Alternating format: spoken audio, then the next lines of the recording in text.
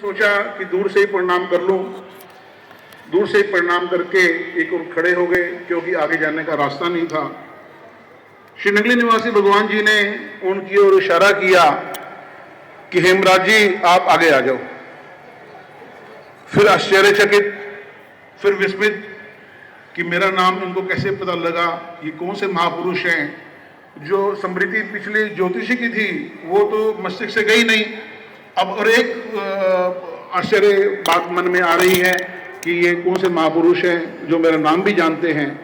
तो उनके पास गए तो संगत की तरफ मुखातिब होकर के उन्होंने कहा, आप जानते हो ये कौन हैं? ये कसूर वाले फोटोग्राफर हैं। और सभी संगत को इशारा किया, आप सभी ध्यान में बैठ जाओ। सभी संगत श्री गुरु महाराज जी के आदेश के अनुसार ध्यान में बैठ गई और भगत हेमराज जी को श्री नगली निवासी भगवान जी अपने कमरे में ले गए। और तकिए के नीचे जो फोटो थी, जो 3 महीने पहले फोटो खिंचवाई थी श्री नगली निवासी भगवान जी ने, वो फोटो उसको दिखाई कि देखो फोटो आपकी खींची हुई है। तो बड़ा आश्चर्य हुआ उसे कि ये वही नगली निवासी भगवान जी हैं जो ज्योतिषी के रूप में आए थे। और उन्होंने नगली निवासी भगवान जी ने कहा कि अभी आप बेदियों के गुरुद्वारों से होकर आए हो? कहते हाँ जी महाराज। आप गुरु नानक देव जी के भगत अपने आप को आप मानते हो? तो आंखें बंद करो। जैसे ही हेमराज जी ने आंखें बंद करी और 2 मिनट के बाद इशारा किया आंखें खोलो, वो गुरु नानक देव जी का रूप बना करके आसन पर नगली निवासी भगवान जी विराजमान थे।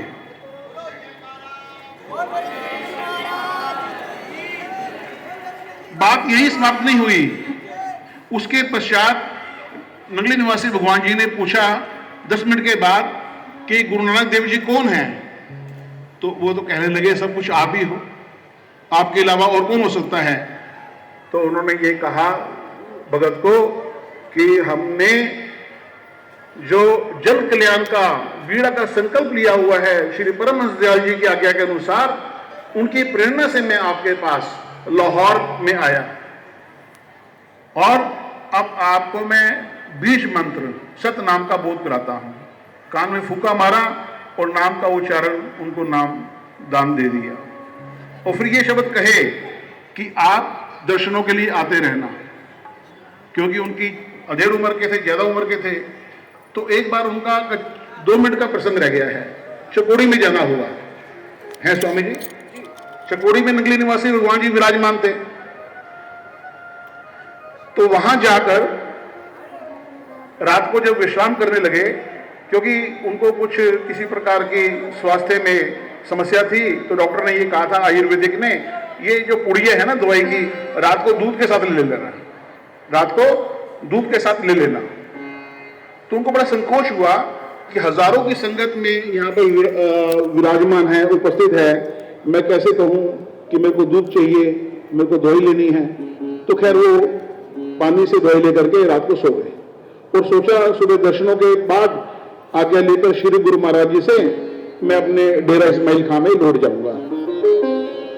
सुबह हुई, दर्शन किए, गुरु महाराज जी ने उनका हाथ पकड़ लिया।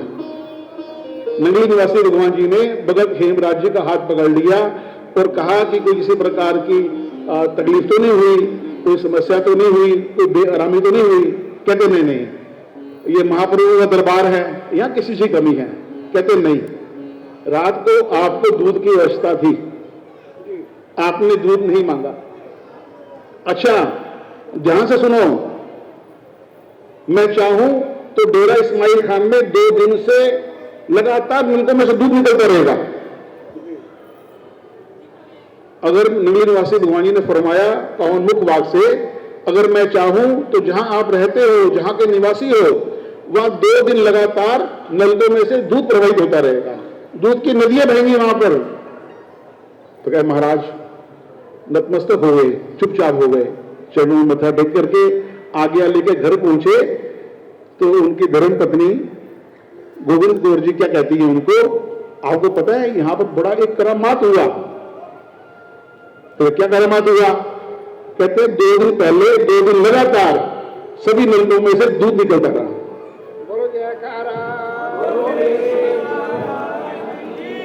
मुर्शिद नजर मेहर दी कीती दिता प्रेम प्याला पिंदिया सारी आगे मस्ती हो गया साफ दिल काला 14 दरक बिठे दिन अंदर बढ़ गया नूर उजाला बोले नु जब अंदर मिलिया टूटे कुफर का ताला सतगुरु ऐसा भेद बताया आया नजर निवाला धागे मन के बाजू अंदर बंधन फिर दी माला तिलक निशानी त्रिकुटी अंदर जटा खास उजाला दासन दास दया गुरु की थी मिटिया यमता पाला। और ये आप नगली धाम आए हैं ना, स्वामी जी अभी मेहमान आ रहे थे ना नगली दरबार की, ये बहुत विद्वान संत हैं, सारे वेदों के शास्त्रों के पुराणों के उपनिषदों के, इनकी हर एक बात में मखफी खुदा का राज है। तो यहाँ क्यों आना है? महापुरुष फरमाते हैं जिन राहों पर सदगुरु के चरण लगे उन राहों का सत्कार करो, नंगली गुरुदेव के को प्यारी है, तुम भी नंगली से प्यार क्यों? या मैवे ख्वाबे ओलिया, या मैवे ख्वाबे ओलिया, या पांव रखना नहीं रवा, या सिर के दिलो चलो आशिको, ये द्यारे बंदा दर नवाज है। बोलो जयकारा। और मेरे हरि अनंत हरि कथा अनंता कही सुनई बहु विधि सब सुनता। त्रिलोकीनाथ नगर निवासी भगवान जी की लीलाएं महिमाएं अनंत अनंत अनंत है। श्री स्वरूप दर्शन में वो सब लीलाएं नहीं आई, लेकिन इधर उधर से रवि बाबू खोज करते रहते हैं, शोध करते रहते हैं, महापुरुषों के शरण में बैठ करके छेड़ाछाड़ी करते रहते हैं। ये चीज़ें उधर से निजरत होती रहती है, निश्रत होती रहती है।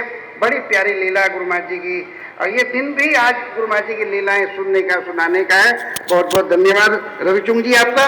आइए मैं निवेदन कर रहा हूँ, श्री सतगुरु नगर से आए हैं दो बच्चे, बेटी ज्योति बहुत प्यारा भजन बोलती हैं, और साथ में बैठे हैं एक छोटा सा बहुत भोला भाला बच्चा अनमोल हीरा, नाम भी अनमोल हीरा है और भजन भी वैसे ही प्यारे उनके होते हैं। मैं इन दोनों से निवेदन करूंगा, छोटे छोटे भाव भरे भजन अपने अपने वो प्रस्तुत करेंगे। उसके बाद मैं निवेदन करूंगा कि कोई भी भक्त अथवा भक्तानी कोई आग्रह ना करेगी कि मुझे भी समय दिया जाए, क्योंकि संत महापुरुष अब मंचासीन हो गए हैं। पूरा वर्ष हम इंतजार करते हैं उनके दर्शनों के लिए, उनकी वाणी सुनने के लिए।